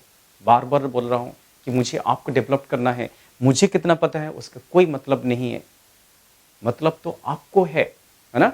यस। तो सीरियसली देखिए लेक्चर नंबर 1, लेक्चर नंबर 2, 3, 4, 5, 6, है ना, 7, 8, कितने सारे लेक्चर हो गए हैं। तो सारे लेक्चर अच्छे से पेशेंस के साथ स्टडी कीजिए, ओके बेटा? क्योंकि आपको शायद ऐसे लगेगा, अगर कोई स्टूडेंट, जैसे कि कभी कभी स्टूडेंट जो फाउंडेशन कोर्स करते हैं ना 9th-10th में या 8-9-10th में, उनको क्या लगता है ये वेक्टर है, हमने फाउंडेशन में सीखा था, गुरुकुल में ये तो पहले से हुआ था। तो ये सोच के ना उसको थोड़ा थोड़ा इग्नोर करते हैं। इग्नोर नहीं करना है, हर छोटे छोटे चीज़ों को रेस्पेक्टफुली देखिए, हर चीज़ों को रेस्पेक्ट दीजिए। टॉपिक छोटा है बट उससे छोटी टॉपिक की वजह से ना आप सिली मिस्टेक कर लेंगे। आप हर टॉपिक को रेस्पेक्ट दीजिए, रेस्पेक्टफुली स्टडी कीजिए। You have to be a good listener, you have to be a good listener, okay? हम जब इमेजिन करते हैं ना, हमारा इमेजिनेशन ना 2 टाइप का है। आपको मालूम है आइंस्टाइन ने क्या बोला था? आइंस्टाइन ये बोला था कि imagination is the source of knowledge. Einstein बोला था imagination is the source of knowledge. आप कितने नॉलेजियस है, आपको कितना नॉलेज पता है, वो सराउंडिंग पे डिपेंड नहीं करता है। जब तक आप उसको इमेजिन नहीं करते हैं, सराउंडिंग तो आपके साइड में है, आगे पीछे ऊपर नीचे हर जगह में सराउंडिंग है, नेचर है। बट जब आप नेचर के बारे में इमेजिन नहीं करेंगे तो आपको नॉलेज ग्रोथ नहीं होगा, डेवलप नहीं होगा, है ना? भगवान ने आपको ब्रेन देके छोड़ दिया है, बट इमेजिन तो आपको करना है। और बेटा देखिए, कुछ चीजें जब हम इमेजिन करते हैं तो हम आंखें को खोला रखकर इमेजिन करते हैं, करेक्ट? इमेजिनेशन भी 2 टाइप का है। कुछ चीजें आंखें खोल के हम चीजों को देख के इमेजिन करते हैं, और कुछ चीजें हैं जब हम आंखें बंद करके इमेजिन करते हैं। ये 2 टाइप का इमेजिनेशन आपको चाहिए, है ना? आपके सामने एक कैंडल फ्लेम कभी देखे हैं? यस। कैंडल लाइट को ऑन कर दिया गया है, कैंडल का फ्लेम हिल रहा है, आप उसको देख रहे हैं। आप देखते देखते आप इमेजिन कर रहे हैं, अरे फ्लेम क्या है? जब आप उस फ्लेम को पकड़ने को जा रहे हैं ना, वो पकड़ में नहीं आ रहा है। आप कैंडल को पकड़ लेते हैं, जैसे कि कैंडल है, मैं इसको पकड़ लिया हूं, बट इसके ऊपर का जो फ्लेम है ना उसको पकड़ सकता हूं? नहीं पकड़ सकते, पर वो दिखता है। सोचिए, जो चीजें दिखता है क्या हम इसको पकड़ सकते हैं? हम इसको पकड़ नहीं पा रहे हैं और वो फ्लेम हिलता रहता है और वो हॉटनेस क्रिएट करता है, हीट एनर्जी रेडिएट कर रहा है जो हम फील कर पा रहे हैं। वो क्या है? हमारे लिए एक फिजिकल सिचुएशन है, हम इसको देख रहे हैं और देखते देखते हम इमेजिन कर रहे हैं, हम सोच रहे हैं। सोचना मतलब क्या है? क्या विदाउट इमेजिनेशन आप सोच सकते हैं? नहीं, आप देख के ना इमेजिन कर रहे हैं ये फ्लेम क्या है, ये फ्लेम किसने क्रिएट किया, क्यों क्रिएट हो रहा है। ओके, इससे लाइट कैसे प्रोड्यूस हो रहा है, हीट कैसे प्रोड्यूस हो रहा है, क्यों, कैसे, ये आप सोच रहे हैं। ये जो कैंडल है, जो पैराफिन वैक्स है, ये कहां चला जा रहा है? क्या पैराफिन वैक्स खत्म हो जा रहा है? ये सारी चीजें आप सोच सकते हैं। क्या कैंडल का मास कम होता जा रहा है? ये आप सोच सकते हैं। तो ये आप देख के इमेजिन कर रहे हैं और कुछ चीजें हैं आप आंखें बंद करके इमेजिन करते हैं। सोचिए, अब आप आंखें बंद कर दिए हैं और आंखें बंद करने के बाद फिर आप कोई फिजिकल सिचुएशन के बारे में सोच रहे हैं। सोच सकते हैं? यस, बिल्कुल सोच सकते हैं। जैसे कि आपने आंखें बंद कर दिया और आप आंखें बंद करके ना आप इमेजिन कर रहे हो, कैसे हम लोग मेडिटेशन करते हैं ना, तो आपने आंखें बंद किया और आंखें बंद करके आप इमेजिन कर रहे हो, आप सोच रहे हो कि अरे ये सब क्या है, ये यूनिवर्स क्या है, गैलेक्सीज क्या है। आंखें बंद करते करते आप इमेजिन कर रहे हैं कि सन है, प्लैनेट्स उसके अराउंड क्या कर रहे हैं, घूम रहे हैं। प्लैनेट्स घूम रहे हैं तो कैसे घूम रहे हैं, प्लैनेट्स को कौन घुमा रहा है। ये हमारे सोलर सिस्टम जो मिल्की वे गैलेक्सी है उसके कोने में है, बहुत सारे स्टार्स है, प्लैनेट्स है, ये कौन है, क्या है, आप इमेजिन कर रहे हैं। आप स्पेस में चले जा रहे हैं, आप स्पेस टाइम में चले जा रहे हैं, उससे आपका नॉलेज डेवलप्ड होगा। तो कुछ चीजें आप देख के नॉलेज डेवलप कर सकते हैं, कुछ चीजें आंखें बंद करके भी नॉलेज डेवलप कर सकते हैं। आप चाहें तो आप नॉलेज हो सकते हैं, बस आपको इमेजिन करना है, आपको सोचना है। ओके, और अगर आपको एंट्रेंस एग्जाम क्वालिफाई होना है, जैसे कि अगर आपको जे क्वालिफाई होना है, नीट क्वालिफाई होना है और आपको प्रॉब्लम्स भी सॉल्व करना है, ओके, तो इमेजिन करते जाइए, देख के इमेजिन करते जाइए, आंखें बंद करके इमेजिन करते जाइए और प्रॉब्लम सॉल्व करते जाइए। देखना आपका पढ़ाई बहुत अच्छे से हो जाएगा, आप नॉलेजेस हो जाएंगे और यूं ही आपका एंट्रेंस एग्जाम क्वालिफाई हो जाएंगे। ठीक है बेटा, ये थोड़ा सा मेरा एक सजेशन था। मैंने बार बार देखा हूँ बच्चे जो है ना कैसे पढ़ना वो समझ नहीं पाते हैं और आप नए नए स्टूडेंट्स हैं ना, इसलिए मैं बोल रहा हूँ। ये मत सोचिए मैं क्लास का टाइम खराब कर रहा हूँ, बिकॉज मेरा ही रिस्पॉन्सिबिलिटी है आपको पढ़ाना कैसा है वो सिखाना। ओके, ये भी एक इंटीग्रल पार्ट है। हम लोग ना इधर उधर बोल के हम बच्चों को टाइम पास नहीं करते हैं, हम बिल्कुल नहीं करते। हम हमेशा चाहते हैं कि हमारी वजह से बच्चा और भी अच्छे से सोचे और भी आगे बढ़े। ठीक है, ओके ओके बेटा, कोई बात नहीं। सो ध्यान दीजिए, ध्यान दीजिए, ध्यान दीजिए। अभी आपका एक अच्छा बैकग्राउंड बन चुका है। मैं वापस उस पॉइंट पर आता हूँ। आप वेक्टर को जान चुके हैं, वेक्टर क्या है, कितने टाइप्स ऑफ वेक्टर है, वेक्टर क्यों, किस लिए डिफाइन हो रहा है, स्केलर किस लिए। ठीक है, तो अभी जैसे कि आपको यहाँ पे दिख रहा है, चलिए वापस यहाँ पे एक्सप्लेनेशन चालू कर देते हैं। यहाँ पे ए वेक्टर है और बी वेक्टर है। कैसे मैंने आपको बताया कि यहाँ पे जो कंपोनेंट पे ब्रेक किया गया है और रेक्टेंगुलर कंपोनेंट से, या प्रोजेक्शन क्या है, रेक्टेंगुलर है ना। यहाँ देखिए मैंने ऐसा कुछ नहीं किया, गौर से देखिए। ये क्या है, ए वेक्टर, ये क्या है, बी वेक्टर, है ना। उनके बीच जो एंगल लिया ना, वो एंगल को मैंने एक्यूट एंगल लिया हूं, आपने देखा होगा, है ना। तो हमें पूछा क्या गया है, उससे पहले इसको इरेज कर लेता हूं, तो आप इसको लिख लीजिए। सोचिए, अभी भी हमें वही टॉपिक में डिस्कस करना है। क्या टॉपिक है, प्रोजेक्शन ऑफ ए वेक्टर, है ना।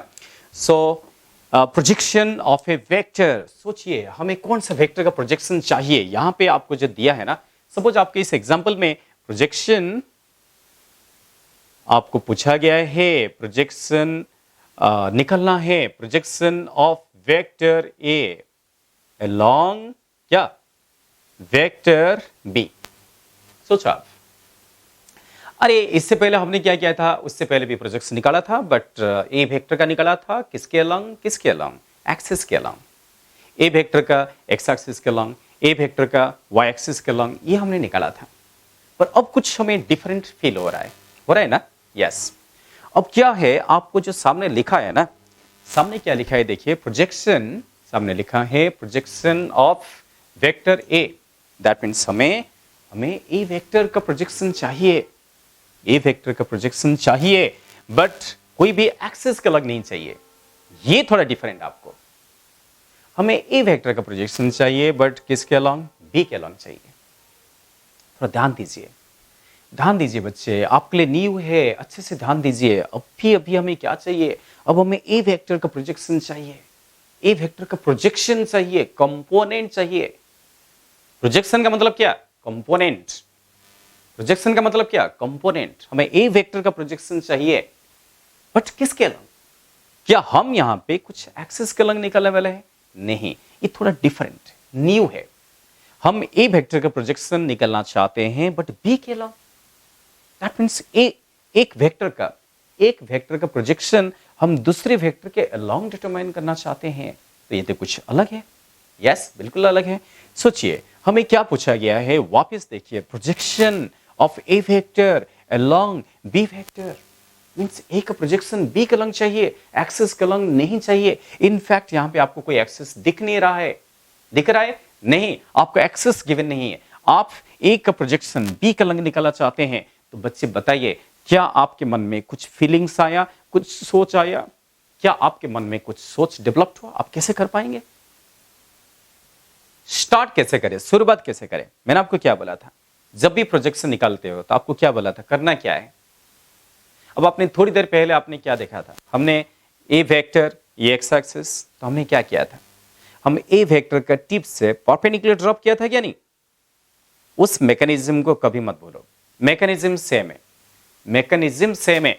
आपको उस पॉइंट से परपेंडिकुलर ड्रॉप करना पड़ेगा, उस पॉइंट से परपेंडिकुलर ड्रॉप करना पड़ेगा। किसके अलॉन्ग? जिसके अलॉन्ग आपको प्रोजेक्शन चाहिए। पिछले केस में वो कौन था? एक्सिस। पिछला केस में एक्सिस था, अब एक्सिस नहीं है, एक्सिस की जगह बी वेक्टर आ गया है। पिछले केस में एक्सिस का भी डायरेक्शन था, जैसे कि एक्स एक्सिस का आई कैप डायरेक्शन था। सिमिलरली अब भी बी वेक्टर का डायरेक्शन है। बी वेक्टर का डायरेक्शन क्या है? बी वेक्टर का डायरेक्शन है बी कैप। तो काम कुछ अलग नहीं है। आपको अलग दिख रहा था बट अलग नहीं है, काम तो सिमिलर है। जब भी आप प्रोजेक्शन निकालेंगे, जब भी कंपोनेंट्स निकालेंगे, काम तो एक जैसे होगा। कैसे होगा बताइए? मैं भी वही मैकेनिज्म फॉलो करूंगा जो मैं पिछला फॉलो किया था, है ना? यस, कैसे करूंगा? हमें चाहिए प्रोजेक्शन किसका? ए का चाहिए प्रोजेक्शन। जिसका प्रोजेक्शन चाहिए ना, उसका टिप से परपेंडिकुलर ड्रॉप कीजिए। परपेंडिकुलर किसके ऊपर ड्रॉप करना है? परपेंडिकुलर ड्रॉप करना है उसके ऊपर जिसके अलोंग चाहिए। आपको बी के अलोंग चाहिए ना, तो बी के अलोंग परपेंडिकुलर ड्रॉप करेंगे, बी के ऊपर परपेंडिकुलर ड्रॉप करेंगे। सो यहां इंटरसेक्ट किया और ये एंगल कितना है? 90 डिग्री है। समझ पा रहे हो? एक राइट एंगल ट्रायंगल दिख रहा है। सो यहां से लेके यहां तक का जो लेंथ आया, ये जो लेंथ अभी आया, हम इसको क्या बोलेंगे? क्या बोलेंगे? Yes, this is called as, इसको बोला जाएगा प्रोजेक्शन। इसको बोला जाएगा प्रोजेक्शन ऑफ। आप प्रोजेक्शन बोलो या कंपोनेंट बोलो, कोई फर्क नहीं गिरता। Projection of A vector, projection of A vector along क्या? B vector. सोचिए, यही है जो परपेंडिकुलर ड्रॉप किया गया। ये बी को जहां पे इंटरसेक्ट किया, वहां तक का दूरी आप समझ पा रहे हैं ना? ये जो आया, this is called as projection. Method बिल्कुल सिमिलर है, आपको वैसे ही करना पड़ रहा है जैसे आपने पिछले किया था। ए वेक्टर का टिप से परपेंडिकुलर ड्रॉप कर रहे हैं, बी के ऊपर परपेंडिकुलर ड्रॉप कर रहे हैं, बिकॉज हमें ए का प्रोजेक्शन चाहिए, इसलिए ए का टिप से परपेंडिकुलर ड्रॉप कर रहे हैं। समझ पा रहे हैं? यस। ओके बेटा, राइट एंगल ट्रायंगल देखिए। इस ट्रायंगल में आप निकाल सकते हैं। यस, ये ए वेक्टर है, ये थीटा है। आपको क्या बोला गया था? एंगल का एडजेसेंट साइड को क्या बोला गया था? Cos theta. यस, एंगल को लगकर जो साइड हो हमेशा क्या आएगा? कॉस आएगा। तो क्या बेटा, मैं इसको ए कॉस थीटा लिख सकता हूं? ए कॉस थीटा लिख सकता हूं? यस, बिल्कुल ये ए कॉस थीटा होगा, बिकॉज ये राइट एंगल ट्रायंगल में ये साइड कौन सा? एडजेसेंट है। एडजेसेंट हमेशा कॉस में एक्सप्रेस होगा। सो ए कॉस थीटा जो है यही है, ए कॉस थीटा ही है projection of A vector along B vector. समझ पा रहे हैं? कोई बात नहीं। अगर आपके ये समझ में आ गया है, अब हम चलते हैं इसको थोड़ा सा और इलेबोरेटली डिस्कस करेंगे। Projection of A vector along B vector कितना मिला? ये मिला ए कॉस थीटा। ये क्या मिला? ए कॉस थीटा। पर ए कॉस थीटा जो है ये प्रोजेक्शन का मैग्नीट्यूड है। ज्यादा एक्यूरेटली, मोर एक्यूरेटली मैं क्या लिखूंगा? मोर एक्यूरेटली लिखूंगा magnitude. Magnitude of magnitude of projection of A vector along B vector is equal to कितना मिला, ए कॉस थीटा। देखो बेटा, ये ना कि इंपॉर्टेंट नोट है, ये नोट काफी इंपॉर्टेंट है, इसको इग्नोर मत करना। ए कॉस थीटा। अब इसको थोड़ा सा हम और भी इसको थोड़ा सा अच्छा फॉर्म में ना हम इसको एक्सप्रेस कर सकते हैं। कैसे एक्सप्रेस करेंगे, देखिए बेटा, ए इंटू 1 इंटू कॉस थीटा लिख सकता हूं। यस, ए को 1 से मल्टीप्लाई करूंगा तो ए मिलेगा ना, बस लिखने का एक तरीका है। देखिए, ये तो मैथमेटिक्स का ब्यूटी है, this is called as beauty of mathematics, है ना। मैथ बहुत इंपॉर्टेंट रोल प्ले करता है। सोचिए, ए क्या है, क्या मैं इसको ए वेक्टर का मैग्नीट्यूड लिख सकता हूं? यस, बिल्कुल लिख सकता हूं। क्या 1 को मैं बी कैप का मैग्नीट्यूड लिख सकता हूं? यस, बिल्कुल लिख सकता हूं। बी कैप क्या है, बी कैप क्या है, यूनिट वेक्टर, और यूनिट वेक्टर का मॉड क्या होता है, 1 होता है, आप सभी जानते हैं, इनटू कॉस थीटा। देखो, अरे अरे, ये तो धीरे धीरे किस फॉर्म में दिख रहा है, ये किसका डेफिनेशन है, ये किसका डेफिनेशन है, यही है डॉट प्रोडक्ट का डेफिनेशन जो आप सीखे हैं। डॉट प्रोडक्ट का एप्लीकेशन किया जा रहा है, डॉट प्रोडक्ट का ये और एक इंपॉर्टेंट एप्लीकेशन है, और एक इंपॉर्टेंट एप्लीकेशन है। तो सोचिए, ये तो डॉट प्रोडक्ट दिख रहा है, ये किसका किसका डॉट प्रोडक्ट है, ये ए वेक्टर का डॉट प्रोडक्ट है, किसके साथ, क्या बी वेक्टर के साथ? नहीं, बी वेक्टर के साथ नहीं, ये ए वेक्टर का डॉट प्रोडक्ट है बी कैप के साथ, बी कैप के साथ, है ना। यस, क्योंकि यहां पे बी वेक्टर नहीं है, ये 1 था, ये बी कैप का मॉड है, तो ए वेक्टर का डॉट प्रोडक्ट बी कैप के साथ है। समझ पा रहे हैं? यस, दैट मींस ये जो प्रोजेक्शन है ना, मैग्नीट्यूड ऑफ प्रोजेक्शन जो है ए का बी के अलोंग, उसका ना एक वेक्टर फॉर्मूला आ गया है। वेक्टर फॉर्मूला क्या है, डॉट प्रोडक्ट में है, ए वेक्टर को बी कैप से डॉट प्रोडक्ट कर दीजिए, आपको प्रोजेक्शन आ जाएगा। दैट मींस आपको जिसका प्रोजेक्शन चाहिए उस वेक्टर को डॉट प्रोडक्ट कर रहे हो, जिसके अलोंग चाहिए उसका यूनिट वेक्टर के साथ उससे मिल गया है प्रोजेक्शन। ओके बेटा, इसको ध्यान में रखिए और आगे बढ़ सकते हैं। यस, बिल्कुल आप आगे बढ़ सकते हैं। कैसे आगे बढ़ेंगे, इसको हम ऐसा लिख सकते हैं, A vector dot B cap. अरे, बी कैप को कैसे लिख सकते हो, बी वेक्टर बाय क्या, बी वेक्टर का मैग्नीट्यूड। क्या आपकी याद नहीं है, क्या आपकी याद नहीं है, हम बी वेक्टर को ऐसे लिख सकते हैं, बी वेक्टर का मैग्नीट्यूड इनटू उसका डायरेक्शन। कोई भी वेक्टर को उसका मैग्नीट्यूड इनटू डायरेक्शन लिख सकते हैं। यहां से बी कैप कितने मिलेगा ना, बी वेक्टर उसका मॉड। तो फाइनली आपको एक्सप्रेशन मिल गया है। क्या एक्सप्रेशन मिला, A vector dot B vector whole divided by B vector का मैग्नीट्यूड।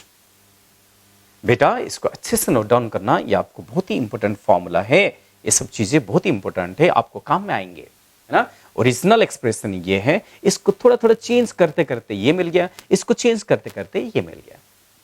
आप इसको समझ लिए हैं, बस इसको अप्लाई करना है, ठीक है। Yes, so this is all about projection of vector, projection of a vector along, क्या लिखूंगा, another vector, ऐसे लिख सकता हूं। यस, हम ऐसे भी लिख सकते हैं। एक वेक्टर का प्रोजेक्शन और एक वेक्टर के अलग कैसे निकालते हैं, है ना। तो कंपोनेंट के अलग निकलना और एक वेक्टर के अलग निकलना, मैकेनिज्म तो सेम दिख रहा है आपको, आपको टिप से परपेंडिकुलर ड्रॉप करना पड़ेगा। यस, थोड़ा इसको अच्छे से ध्यान दीजिए। देखिए बेटा, ये सब चीजें आपके लिए नया है, क्योंकि आप नया नया सीख रहे हैं, तो इसलिए ये थोड़ा चांस भी है कि आपको डाउट आ सकता है, डिफिकल्टीज आ सकता है।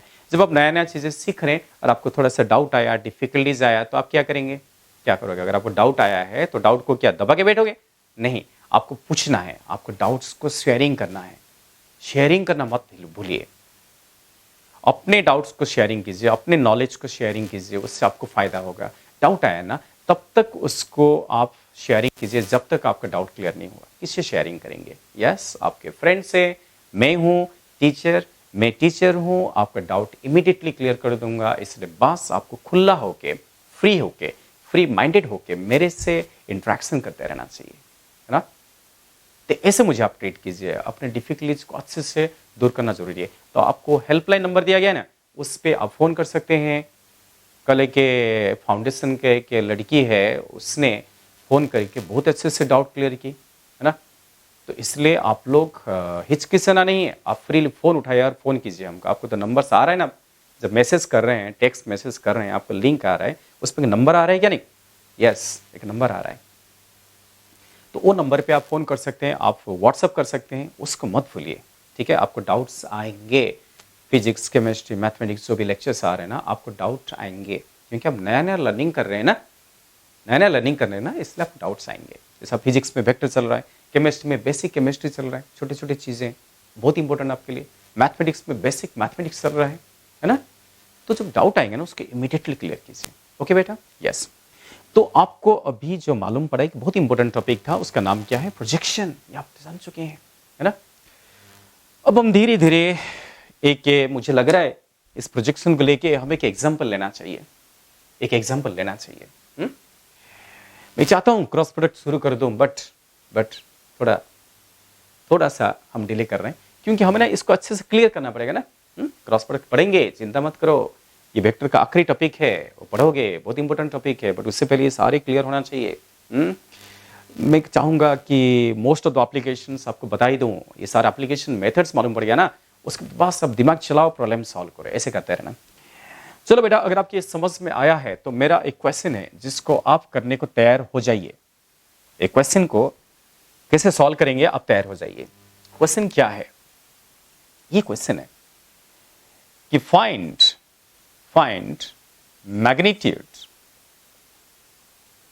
Magnitude of projection.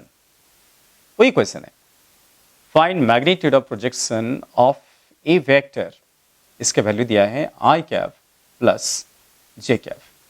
Find magnitude of projection of vector I cap plus J cap plus K cap along vector B, जो कि दिया है I cap minus K cap, ऐसे आपको दिया है। ओके, दैट मीन्स काम कुछ वैसे ही करना पड़ेगा जो आपके सामने है। ए वेक्टर दिया, बी वेक्टर दिया, बस प्रोजेक्शन निकालना है। इसको देखकर कौन बताएगा कैसे करेंगे आप? आपके सामने फॉर्मूला बता दिया ना, कैसे करोगे आप? A dot B by B का मॉड अभी भी आपने सीखा है ना।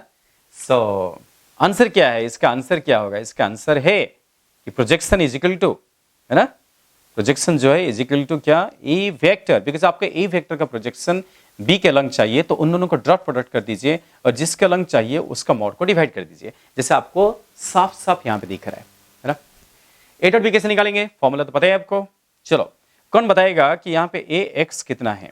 ए एक्स 1 है, ए वाई 1 है, ए जेड 1 है। सभी को समझाना, समझ में आया? यस, आई कैप, जे कैप, के कैप, सभी को कोफिशिएंट 1 है तो 1 ही लिखूंगा ना। चलो, कौन बताएगा बी एक्स कितना है? बी एक्स 1 है। बी वाई कितना है? क्या बी वाई को -1 लिख दूं? फ्लो में मत रहना, फ्लो में मत रहना, मैं आखिरी क्लास बोला था, है ना। या सोचना ये के कैप है, जे कैप नहीं है, तो जे कैप नहीं है तो क्या लिखना पड़ेगा? 0। बच्चे ना कई बार उसी फ्लो में रहते हैं, 1 -1 0 ऐसा रहते हैं, है ना। तो इसलिए क्या करते हैं? 1 -1 0 ऐसे लिख देते हैं। नहीं नहीं नहीं, ऐसे मत करना, थोड़ा केयरफुल लिखना पड़ता है। चलिए, बी जेड कितना है बताइए बच्चे? बी जेड कितना है? -1 है। यस बेटा, ऐसे ही करना पड़ता है। सोचना, आपकी आंखें जो है ना, आपकी आंखें बराबर वहां पे स्टिक हो जाना चाहिए। हो गया काम? अरे ए डॉट बी का क्या फॉर्मूला है? A x B x plus क्या? A y B Y plus A z B z, पता है ना? Yes, whole divided by B का मॉड। बी का मॉड का फॉर्मूला क्या है? √bx² plus by² plus bz²। ये सब तो आपको पता है, बस काम ही करते रहना। एक बार रास्ता दिख गया ना, उस रास्ते में जाके काम करना है। ठीक है, सारे वैल्यूज आपके सामने हैं, इसको यहाँ पे भर दीजिए, आपको प्रोजेक्शन आ गया। इस क्वेश्चन का आंसर आपके सामने है, इसको मिटा लेते हैं। समझ में तो आ गया है आपको? समझ में आया तो अच्छी बात है, समझ में नहीं आया तो और भी अच्छी बात है, बिकॉज आपने कोशिश किया, और भी अच्छी बात है। आप तब तक इसको क्लियर करना जब तक समझ में आ जाता। आपको समझ में आना जरूरी है। कोई बात नहीं, सारी वैल्यूज पुट कर दो, सारी वैल्यूज पुट कर लेते हैं। एक्स बी एक्स, एक्स कितना? 1, बी एक्स कितना? 1, ए वाई कितना? 1, बी वाई कितना? 0, ए जेड कितना? 1, बी जेड कितना? -1। सारे वैल्यूज पुट कर दिया, रूट में निकाल दिया। सो बी एक्स का मतलब 1 का स्क्वायर प्लस 0 का स्क्वायर प्लस, है ना, कभी भी नेगेटिव नहीं होता। कौन? मैग्नीट्यूड कभी भी नेगेटिव नहीं होता, ये पता है क्या नहीं आपको? यस, ये कितना हो गया? 1 + 0 प्लस ये तो -1 है। ये क्या देख रहे हैं आपको? ये आप क्या देख रहे हैं? यस, कुछ तो यहाँ पे होने लगा। अरे 1 0 -1, सो 1 + 0 और -1, नीचे कुछ भी हो, नीचे तो √2 आ गया कोई बात नहीं, बट ऊपर है क्या कुछ नहीं, +1 -1 कैंसिल हो गया है तो 0 0 आ गया है, 0 आ गया है। सोचो बेटा, चालाकी से ऐसा क्वेश्चन मैंने आपको दे दिया था जिसका आंसर आपको क्या मिल रहा है, 0 मिल रहा है। सोचना पड़ेगा ना, कुछ भी हो रहा है ना उसको होने दो और बाद में सोचो भी उसके बारे में। कुछ भी हो रहा है, यस, हमने जो रास्ता हमको दिखाया गया था उसको यूज करके हमने सॉल्व किया ना। हमने क्या किया, a डॉट बी लिखा, नीचे b का मॉड लिखा, a डॉट बी का फॉर्मूला लगा दिया, ax bx, सब कुछ सही किया ना। यस, हमने x को लिखा, ay लिखा, az लिखा, देखो 1 1 1, bx लिखा 1, by लिखा 0, क्योंकि यहाँ पे j कैप नहीं है और k कैप है तो -1 लिखा, सारे वैल्यूज यहाँ पे पुट कर दिया। ax bx 1 into 1, a by कितना है 1 into 0, है ना, ये सब चीजें, और 1 into -1, तो ये +1 -1 कैंसिल हो गया ना, वैल्यू क्या मिला, 0। प्रोजेक्शन 0 है, that means projection, find magnitude of projection of A along B vector क्या है, 0 है। इस क्वेश्चन का आंसर 0 हो गया है। क्या आपको कुछ समझ में आ रहा है? प्रोजेक्शन 0 होने का मतलब क्या है, क्या समझते हो आप? प्रोजेक्शन 0 होने का मतलब क्या है? प्रोजेक्शन 0 होने का मतलब है, अगर प्रोजेक्शन 0 है, प्रोजेक्शन है ना of A vector along B vector is equal to कितना मिला, 0, देयरफॉर मिला ना। इसका मतलब तो समझिए ना, बताइए बच्चे, सोचिए, आप सोचिए, प्रोजेक्शन 0 का मतलब क्या है? इसका मतलब क्या है कि ए और बी के बीच एंगल कितना है। सोचो सोचो, अगर किसी ने आपको पूछा कि प्रोजेक्शन 0 है तो एंगल क्या होना चाहिए, आप क्या बोलोगे, एंगल क्या बोलोगे? यस, कुछ बच्चे शायद सोच लिए हैं, इसका मतलब है जो थीटा है ना, मतलब एंगल है ना, एंगल बिटवीन ए वेक्टर, ठीक है। तो थीटा जो है एंगल बिटवीन टू वेक्टर्स क्या मिला, 90 डिग्री। थीटा 90 क्यों होगा, क्योंकि projection of A along B 0 हो गया है, so theta is angle between vectors A and B is 90 degree, है ना। बताइए बेटा कि यहां पे एंगल 90 डिग्री क्यों है, समझ में आया? प्रोजेक्शन 0 होने से एंगल 90 क्यों होगा? यस, सोचिए, बहुत ही सिंपल बात है। आपने यहाँ पे क्या देखा, डॉट प्रोडक्ट, है ना। जब भी हम दो वेक्टर के बीच एंगल निकालते हैं हम डॉट प्रोडक्ट का सोचते हैं, और आपको यहाँ पे दिख रहा है ना, यहाँ पे क्या दिख रहा है, हियर हम क्या लिख सकते हैं, A vector dot B vector is equal to 0। तो आपके मिला है क्या नहीं, ए डॉट बी, ये देखो x B X, A y B Y, A z B Z, तो ये जो पूरा न्यूमरेटर है आपको क्या मिला, ये +1 है, ये 0 है, ये -1 है, तो 0 मिला ना यहाँ पे, है ना। तो न्यूमरेटर 0 है, इसका मतलब क्या है, ए डॉट बी ही 0 है। हमें ऐसा क्वेश्चन डील कर रहे हैं जिसमें दोनों वेक्टर के बीच में डॉट प्रोडक्ट क्या आ गया, 0 आ गया। एक बार डॉट प्रोडक्ट 0 आ गया ना, तो नीचे कुछ भी हो आंसर क्या आ गया, 0 आ गया, इसलिए आपको प्रोजेक्शन 0 मिल गया है। और प्रोजेक्शन 0 का मतलब है कि एंगल जरूर 90 होना पड़ेगा। ए डॉट बी जब 0 होता है, जब दोनों वेक्टर के बीच में डॉट प्रोडक्ट 0 होता है, सो ए बी को क्या होता है, परपेंडिकुलर होता है, इसलिए तो थीटा कितना है, 90 डिग्री, है ना। तो इस बात को थोड़ा सा समझते हैं। देखिए आपका आंसर आ चुका है, फिर भी डिस्कशन बाकी है। क्या डिस्कशन बाकी है? अगर थीटा 90 है तो सिचुएशन कुछ ऐसे बनेगा ना, कुछ ऐसे बनेगा क्या नहीं, ये अगर ए वेक्टर होगा, सपोज ये वेक्टर है, ये कौन सा है, बी वेक्टर है, थोड़ा सोचिए, इनके बीच एंगल थीटा कितना है, 90 है, तो इस बात का क्या मतलब है? प्रोजेक्शन 0 का मतलब क्या है? प्रोजेक्शन को समझिए बेटा, प्रोजेक्शन क्या है, कंपोनेंट है। अगर दोनों वेक्टर के बीच एंगल 90 हो गया तो आप एक्सिस भी इमेजिन कर सकते हो, आप ये बता भी सकते हो, हम बता सकते हैं ये वेक्टर को एक्स एक्सिस में ले लूंगा, आप बोलोगे ये वेक्टर को वाई एक्सिस में ले लूंगा। यस, आप ले सकते हैं क्योंकि उनके बीच एंगल 90 है। तो ये दोनों वेक्टर जो है ना, ये ऑर्थोगोनल हो गए हैं। ऑर्थोगोनल मतलब दोनों आपस में 90 डिग्री एंगल बना रहे हैं, है ना, ठीक है। तो ये जो ए वेक्टर है उसका प्रोजेक्शन बी का लंग क्या आएगा, 0 आएगा क्या नहीं?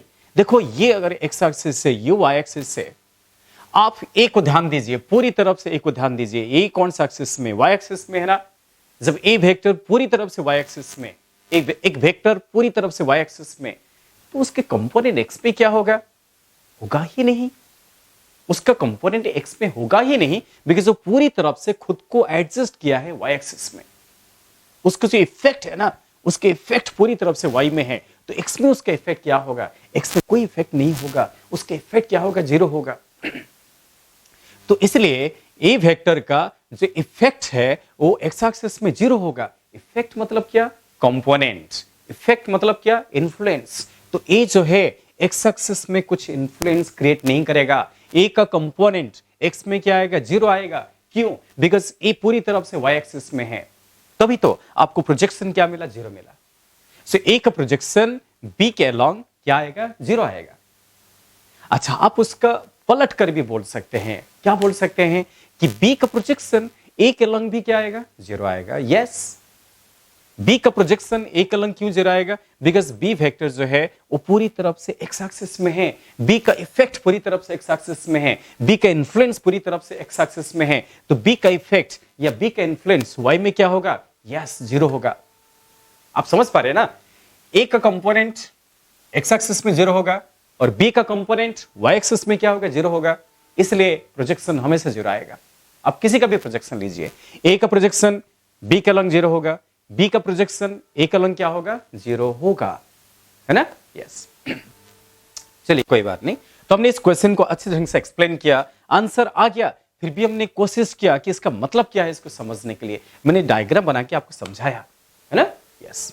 तो आगे के लिए ध्यान में रखिए। देखिए, ये जब आप हम क्वेश्चन सॉल्व कर रहे हैं, कुछ टॉपिक डिस्कस कर रहे हैं, तो इसमें ना बेटा, इसमें थोड़ा चांस है कि आप समझेंगे। तो ऐसे भी हो सकता है, ऐसे भी हो सकता है कुछ पॉइंट पे आपको समझ में ना आए, है ना? कभी भी याद रखिए, आपको जिस पॉइंट पे समझ में नहीं आया या जिस पॉइंट पे अच्छे से समझ में नहीं आया, उसको खुल के हमारे साथ एक्सप्रेस कीजिए। आपको हमने हर बार मैसेज में और नंबर दे रहे, हेल्पलाइन नंबर दे रहे, उसमें आप हमको फोन कीजिए, हमें व्हाट्सएप में आप मैसेज कर सकते हैं, फोन कीजिए, तो हम आपको ना इमीडिएट रेस्पॉन्ड करेंगे। हम तो वेट कर रहे हैं कि किस स्टूडेंट को प्रॉब्लम आया ना, तो इमीडिएट हमें पूछना चाहिए। ठीक है? ओके, समझा? तो ये जो क्वेश्चन है, इसमें भी अगर आपको कुछ डाउट्स है, आप बेफिक्र हमें पूछिए और एक्सप्रेस कीजिए। ठीक है बेटा? तो फाइनली मैं आपको ये कंक्लूजन बता देता हूं कि जब भी दो वेक्टर आपस में परपेंडिकुलर होंगे तो एक दूसरे के रिस्पेक्ट उनका प्रोजेक्शन क्या आएगा? 0 आएगा। और प्रोजेक्शन का मतलब कुछ नहीं है, उसका मतलब है कंपोनेंट है। हाँ, ए का कंपोनेंट बी के अलोंग 0 आएगा, बी का कंपोनेंट ए के अलोंग क्या आएगा? 0 आएगा। और मैथमेटिकली तो आ गया है। ठीक है? तो इस तरीके से आप अभी बहुत सारे क्वेश्चन डिस्कशन शुरू कर दीजिए। खाली थ्योरी पढ़ने से नहीं होता, या ये इतना ही देखकर नहीं होता। आपको खुद को भी क्वेश्चन सॉल्व करने पड़ेंगे। आप देखिए, आपके पास कौन सा मटेरियल है, कौन सा बुक्स है, वेक्टर को लेके कुछ मटेरियल है क्या, वेक्टर को लेके कुछ बुक्स है क्या? हाँ, तो उसके ना क्वेश्चन डिस्कशन शुरू कर दीजिए। वैसे भी आपको बहुत ही जल्दी मैं वेक्टर का, क्योंकि बहुत सारे टॉपिक हम लर्न कर चुके हैं, मैं वेक्टर को लेके एक असाइनमेंट आपको भेजने वाला हूँ। ठीक है? वो असाइनमेंट अच्छे से सॉल्व कीजिए और उसका डाउट जरूर पूछिए। आपको ये असाइनमेंट जो है आजकल के अंदर आ जाएगा, डेफिनेटली आ जाएगा। आप उसको भी सॉल्व करके डाउट पूछिए। ओके बेटा? चलिए, thank you to learning this video lecture. हम इसको आगे और भी प्रोपेगेट करेंगे, बहुत अच्छे से लर्न करेंगे। गुरुकुल का जो मैथोलॉजी है उसको हम इम्प्लीमेंट करने की कोशिश करेंगे और बहुत अच्छे से इम्प्लीमेंट करने की कोशिश करेंगे बेटा। गुरुकुल का जो एनवायरनमेंट है, आप तो अभी वीडियो लेक्चर्स देख रहे हैं, आप जब क्लास अटेंड करेंगे, आप नए स्टूडेंट्स है ना? हाँ, तो जब आप क्लास में आएंगे ना, तो आपको गुरुकुल का कल्चर साफ साफ दिखेगा, बहुत ही अच्छा आपको लगेगा। ओके, बहुत ही अच्छा लगेगा। आप अच्छे से लर्न करेंगे, क्लास में आप डाउट पूछेंगे, टीचर्स आपको मोटिवेट करेंगे, हमेशा पॉजिटिवली मोटिवेट करेंगे, आपको हमेशा पॉजिटिवली मोटिवेट करेंगे। तब तक टीचर आपके पीछे पड़े रहेंगे जब तक आपका सब्जेक्ट अच्छा नहीं होता। ओके, आपको बहुत ही मजा आएगा। ओके, सो होपफुली जितना जल्दी क्लासेस शुरू हो जाएगा ना, हम सब लोग फिर क्लास में मिलेंगे, क्लास में मुलाकात होगा। आपको डेली हम आपको पढ़ाएंगे, जैसा भी हम पढ़ा रहे हैं उसके साथ साथ आपको डायरेक्टली मोटिवेट करने का, है ना, आमने सामने होकर मोटिवेट करने का आपको चांस मिलेगा। ओके, तब तक के लिए आप अच्छे से इस तरीके से पढ़ाई करते रहिए और हमें डाउट शेयरिंग करते रहिए। ओके बेटा, थैंक यू वेरी मच।